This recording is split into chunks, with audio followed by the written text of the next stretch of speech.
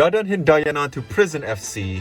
Here we go. So the deal has been set. President Prabowo finally sacked the head of BGN, Dadan Hindayana, along with both his deputies. The next morning, the Attorney General's office raided BGN's Jakarta headquarters. Dadan Hindayana, now unemployed, walked out in handcuffs wearing a pink detainee's vest. So, what actually happened? Let me explain. MBG has been under fire since it launched in January 2025 with over 37,000 cases of food poisoning. But the reason Dadan Hindayana was fired turns out to be much deeper. Half a week before he was sacked, prosecutors had already opened an investigation. They found that Dadan and his deputies allegedly rigged who got approved as MBG kitchen partners, also known as SPPG. The approval process is supposed to be independent, but they allegedly pushed through foundations personally affiliated with them, ones that didn't even qualify, and those foundations were collecting billions of rupiah in government money every single day. There were also multiple cases of professional misconduct and illogical price markups, such as 21,000 electric motorcycles worth nearly